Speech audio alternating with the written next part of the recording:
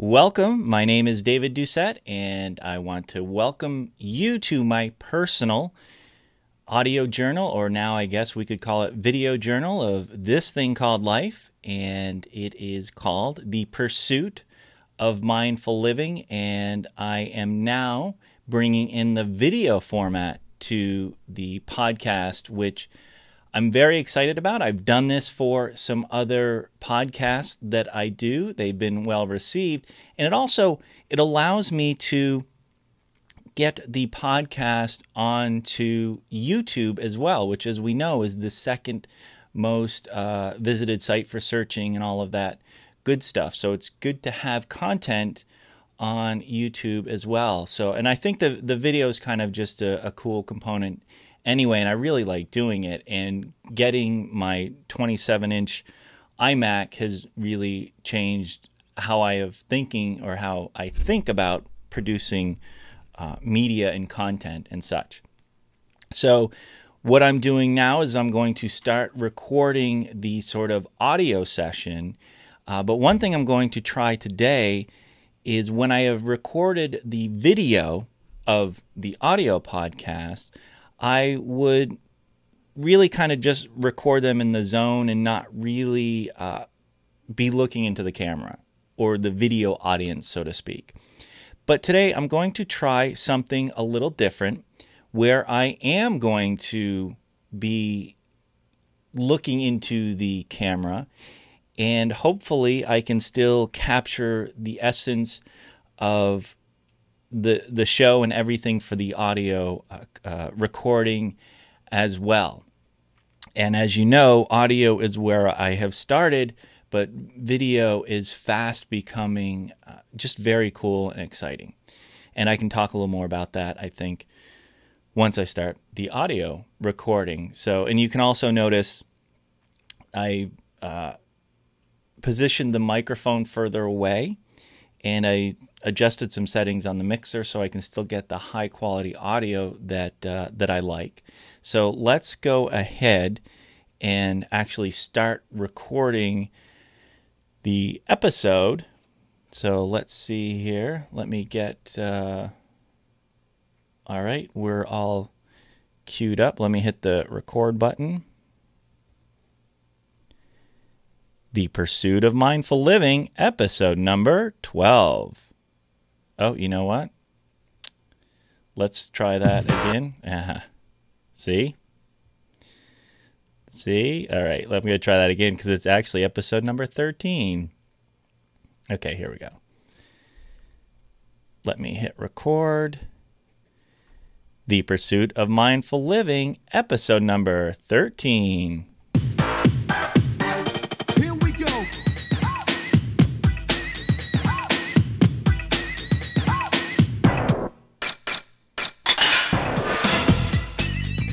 Hello and welcome to another episode of The Pursuit of Mindful Living. Today, we are going to talk all about being an entrepreneur.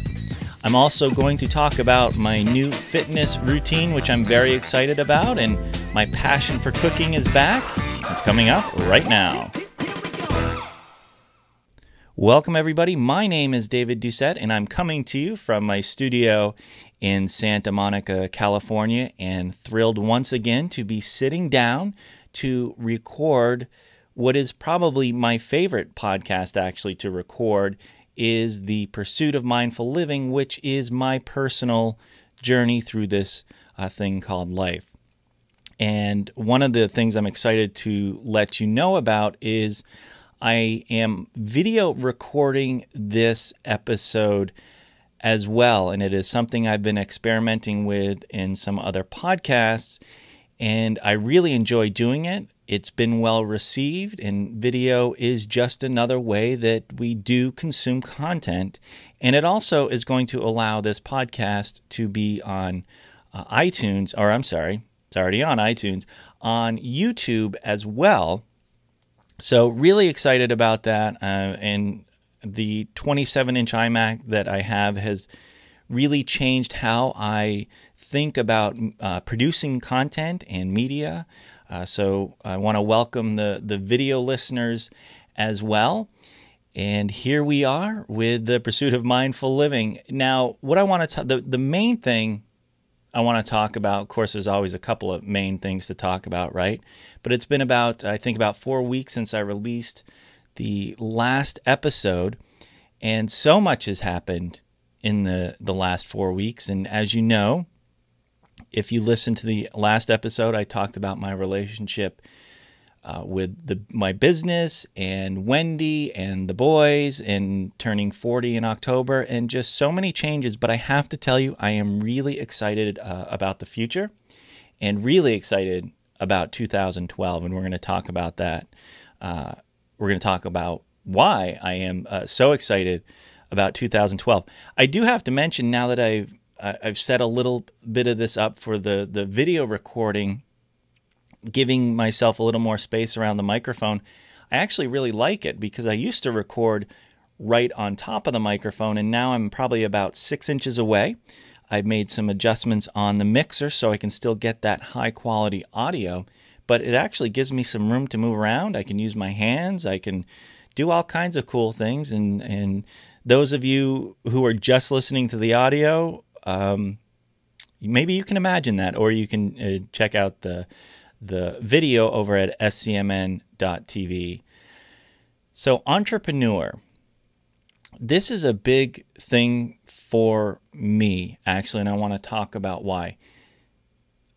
I've been on my own for the last 10 or 11 years as an architect specializing in residential design. And I've always kind of thought of myself as an entrepreneur, but I don't think I behaved like an entrepreneur. And I think looking back on the last really 10 years of my business, I think what I really did was created a job for myself. And one that in the long run, over the long run, didn't really make a lot of money. And I was an architect. I was also a general contractor. I was doing design build for 3 years. And I've talked about some of those struggles before. But what I'm really excited about now is, and I posted this on Facebook a couple of weeks ago, is I am now an entrepreneur. I consider myself an entrepreneur, and I want to continue that thought because I think it's an important one. And I posted it on Facebook, and somebody made the comment that I already was an entrepreneur. But I think for me to just say it to the world, like I'm doing right now in this podcast, that I am an entrepreneur, gives me some freedom. And I think the reason it gives me freedom to think outside the box, because being an architect, you need a lot of years of schooling. 5 years is the basic program. And then there's a lot of experience involved before you can sit for your license, another 3 years. So it's kind of like an apprenticeship. It's almost like becoming a doctor. And I think once you go through all that and you fit yourself into the architect title, that's a hard one to give up. It's kind of like, I've worked for this architect title. I want to call myself an architect. So I hold it very near and dear to my heart, but I think it can be limiting in sort of the bigger picture. And I've talked before about the California Supplemental Exam, my CSEprep.com business, which has been great the last year. And I really turned that into an online business the last year. And that has given me the confidence to call myself an entrepreneur, because that is thinking outside of the box of normally what architects do. And now that I see that, I see the possibilities that are possible. So I'm really excited about that. And I'm also finding that as I think about more the entrepreneur mindset, in fact, I want to read the definition of an entrepreneur from dictionary online. An entrepreneur is a person who organizes and manages any enterprise, especially a business, usually with considerable initiative and risk. Yes, there's a lot of risk there and a lot of initiative as well. But I think it is it's important to differentiate from the entrepreneur and just creating a job for yourself. And that is something that I didn't differentiate before, but now I feel like I have. Okay, so let me get back to my notes here. I have to tell you, as I'm recording this, recording it for the video audience, but then also thinking, I guess, for the audio audience as well, is a little bit of a challenge. As I'm speaking, there's thoughts running through my head, so there's a couple of different things going on here. I hope it's all going to come out both for my audio audience and for the video audience as well. One of the cool things about being an entrepreneur and really thinking of myself as an entrepreneur is really the next step after cseprep.com, which I'm working on a major update for the materials right now. I've been working on it for about the last 6 weeks, and I probably have another 6 weeks of work on it, and I'm repackaging some things and going to do a big sort of relaunch of the material on January 1st. I've already had some pre-orders, which has been cool. In the new year, 2012, I really want to focus on podcastcoach.com. And the reason is there is a real need for guidance for people who want to differentiate themselves from the competition. They want to add an audio podcast, or they want to add a video podcast. And it's, sometimes I forget how,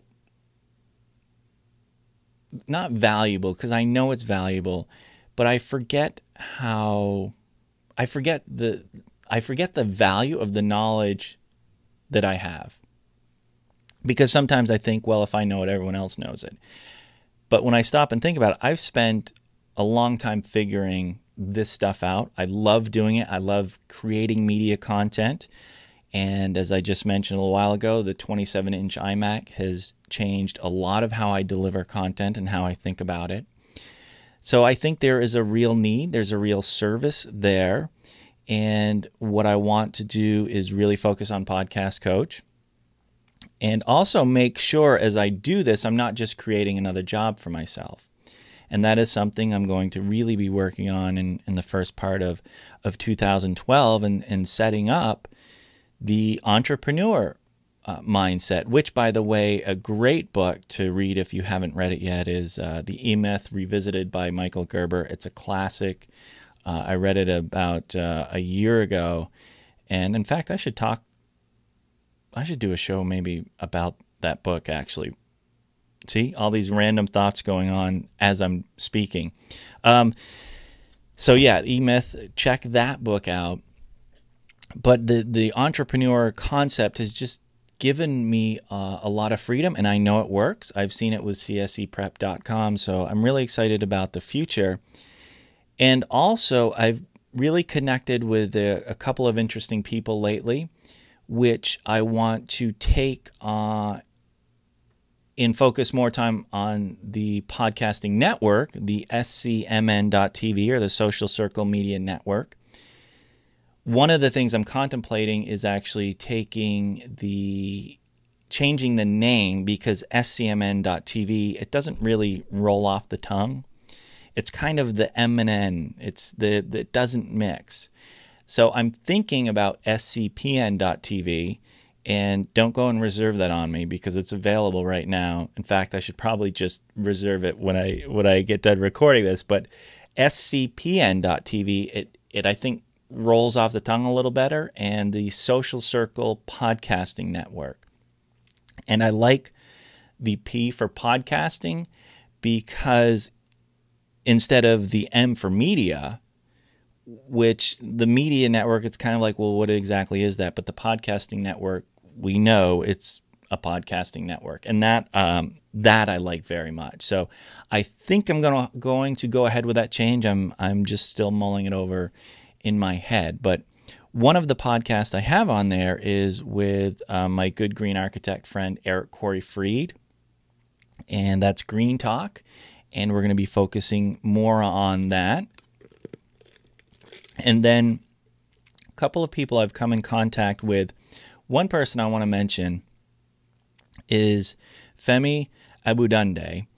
And Femi, I met probably over a year ago at a tweet up we did at the office. And we sort of stayed in touch through Facebook, really. And Femi is just all over the internet, between Twitter and Facebook and Foursquare. He's just all around. I mean, he really is everywhere. And he is getting ready. He has a regular day job, but he sees social media as, for him, as a way to sort of launch a business. And he considers himself, or calls himself, a social media activist, which I think is a great term. And he also wants to get involved with social media with nonprofits, which I think is a great idea as well. So I had an interesting and a great meeting with Femi last week, and we have some exciting things that we're talking about for 2012. One of the things that I would love to do is do a social media focused podcast for scmn.tv or scpn.tv if I change the name, where we could have a weekly podcast about social media and how we can use social media and how businesses are using social media. So I'm excited about that one. And the trick is, with the podcasting network, there's no revenue generated from it, at least not yet. So there's no revenue model there. And even getting sponsorship can be difficult and not pay a lot. You really need a lot of listeners, which I have quite a few actually for the podcasts I have. The point is it's important to work on things that are going to produce revenue. So that is something I'm going to work more on in 2012 too, is making sure things that I'm working on are producing revenue, but there's also part of the podcasting network and those podcasts that I do it because I love to do it and I'm passionate about it. And if I can set things up that maybe the revenue is coming in other areas, such as cseprep.com, podcastcoach.com, if I can set up the whole timing of those where they're not taking all of my time, and then there's still room to produce the podcasting network shows. That's the idea. Another person that I just connected with, we've been Facebook friends for a while, is Karen Jasinski. And Karen is also an entrepreneur. And I think too, with this entrepreneur mindset and really going forward, or really wanting to focus on the audio and video components of Podcast Coach, you start attracting people. So Karen reached out to me and we met the other day. She has a really interesting, she has a fitness background, and her company is called O2 Max Fitness. You can actually find her online at o2maxfitness.com. And what she is working on is really developing fitness programs for the online world, essentially. And she's been really focused on doing it for students and reaching students at kind of the university level or the college level right now. And we had a great meeting, and I might be doing some things with her early 2012. But another exciting thing is we talked briefly about doing a joint podcast for the Social Circle Media Network as well, because I would love to have a fitness podcast as part of the podcasting network as well. So really excited about that. Karen has a lot of energy, and she's got a lot of great ideas. And the point is you just start to align yourself with these other entrepreneur-minded people. So I'm just really excited about that. I'm thinking out of the box, and I like what I'm seeing.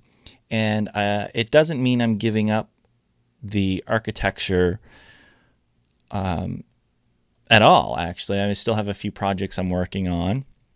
But the main focus, I guess, is elsewhere and looking ahead, because I've been doing just the straight architecture for the last 10 or 11 years and specializing in the residential market. We know what's been happening to the housing market the last few years.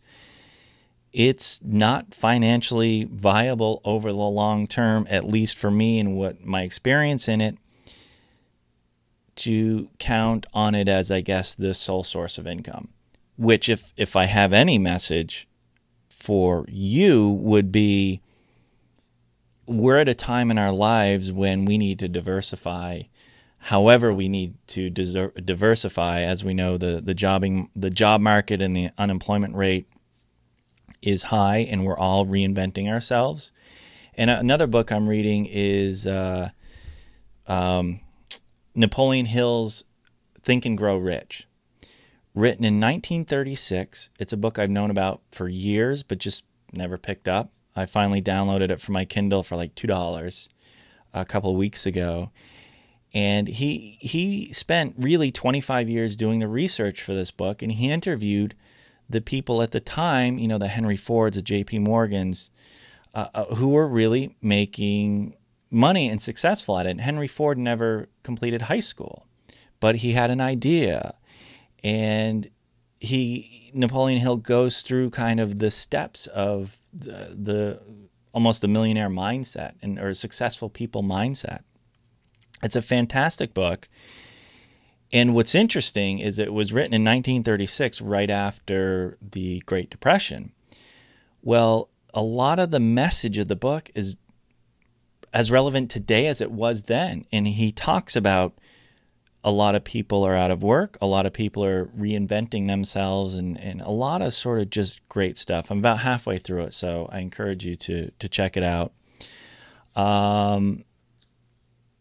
And it's funny because I think about sort of everything that's coming together and everything that's aligning. And as you know, those of you who have followed me with the pursuit of mindful living this past year know how much of a change it has been in my life and how really difficult a lot of this stuff was, but a lot of good things coming out of it, such as the relationship with my boys. So I'm really excited and just excited. And another thing I wanted to talk about is my fitness routine, which I haven't been back to the gym in probably over a year regularly. And I always used to go to the gym, but with everything going on the past year, really wasn't going at all. So I just really woke up one day in October and said, you know what, I've got to get back into shape. Maybe being single might have something to do with that. I don't know. But so I joined 24-Hour Fitness, and I found this program that I really like online, where they give you your workouts and the food you eat and all that stuff. And I'm about 6 weeks into the 90-day program, so I'm about 42 days into the 90-day program, so about halfway through. And it's a very protein-rich diet, which has been great because I wasn't eating fish at all for a long time. And now I'm eating really chicken and fish. I'm eating fish 3 times a week probably. And it's reignited my passion for cooking. I used to love cooking, but truthfully, in the last 3 years, I haven't cooked much at all with everything that's been going on. So I'm really excited about that. And I also got this George Foreman grill, which I think I was probably the only person on the planet who never had one before. But it's really great. So I really like that. And I can do the vegetables and then the chicken on the whole thing, on one thing. It's just really, really cool. And what I'm noticing is now 6 weeks or almost 6 weeks into the program, I am noticing results. I do have more energy, and I'm starting to see definition in my body, both in my arms and in my, my core, my stomach. And I'm probably working on a 2-pack right now. I probably have a good 2-pack on the upper part of my abs, and now I want to start, keep doing it, and hopefully that's going to spread lower to eventually getting a 6-pack, which, by the way, I've never had. Always wanted one, but never had. I was skinny in my 20s, and then as soon as I turned 30, my metabolism just slowed big time. And so I'm really excited about that. I'm excited with my 2-pack and want to turn that into a 6-pack. And I'm also training for the Los Angeles Marathon, which is happening on March 18th. So I think we're about 17 weeks out now. I just did a long run last Sunday of 10 miles. Felt pretty good. It's interesting because I'm not doing a lot of carbs on the new diet. Most of my energy is coming from the protein. I'm not really doing breads. I'm not really doing pastas. I've noticed the beginning of this week I've been a little lower energy, and I think part of that is I ran the 10 miles on Sunday, and I did eat some pasta on Saturday evening because I wanted to try that, and it worked well. I felt great for the run on Sunday, but I just noticed the last couple of days I've been a little tired. I think I need to add really more calories to my diet, probably some more protein-rich foods. And I mean, what I'm eating now is cottage cheese, celery with peanut butter, carrots, beans, turkey slices, chicken, fish for dinner, vegetables, broccoli, cauliflower, having a protein smoothie in the morning. And it's really good. It's getting in that routine. And the biggest thing to deal with is all the Tupperware I have to clean, or those Glad or the Ziploc little plastic containers, not the bags but the containers that I got at Target. I use about 6 of those a day, put it in my cooler, bring it to work, and then come home, and every night it's washing 6 or 7 of those. And so that's it all takes time, but it's getting the routine down, and I'm getting the routine down, and it's nice to kind of have that routine down. Okay, the last thing I want to talk about is cool things about the boys. And as you know, if you've listened to this podcast before, I love my boys. The relationship between myself and my boys has changed threefold over the past year. And I have them 50% of the time. And as I've mentioned before, when I am with them, I am just very present. I'm 100% present, and it wasn't like that before. So a lot of it is, it's a blessing. And this is no accident. A lot of this is because of CSEprep.com and the passive sort of income strategy that I have designed with it. So it's really nice. And so this stuff isn't happening by accident. It's interesting. It's kind of all coming together like it has this past year. But I do believe everything happens for a reason. And there's things that are probably just working that are outside of my control. I mean, the way the universe works, or call it God, or whatever you want to call it, things have just been falling into place. So we had a conference, Jake's conference. He's in kindergarten, and it was our first conference. And Wendy and I know Jake is smart, and we think he's just smart, but I don't really have a whole lot to compare it with. He's our oldest child. We had our meeting with his teacher, and it just went really well. And he's reading very well. He knows his letters. He's just, I don't want to really gush too much, but he is showing a lot of compassion in class, and he gets what the teacher gives him paw power for showing compassion, which I think is really cool. And what I was really excited about, he demonstrates leadership skills. And I'm just really excited at that age he's able to do that, especially with the transition that has happened in his young little life over the past year, that he's able to really been able to hold everything together is beyond amazing. And in not only to hold everything together, but to really excel in his class and have the teacher notice that. So it's just, I was over the moon after, that day, and I think both Wendy and I were a little relieved to hear the report because, again, he's gone through this major change, and so hopefully we're not going to, screw it up, although there's probably plenty of years left that we can screw that up, but for right now, we're enjoying it. And it's funny because one of the things that Jake is all about the Legos right now, and so we got him another Lego set, an ice dragon. It's all about Lego Ninjago, by the way. But he's building these things. The ages are, or as I incorrectly said the other night, I said, buddy, I'm really proud of you. The ages on these things are 7 to 12 years, and he's 5. And he's building these things without any help from me. It's amazing to watch. And he corrects me and he says the box is 7 to 14. So I got a chuckle out of that. And then he had what they call a spotlight moment, where if somebody does something really exceptional in class, the teacher will call that out.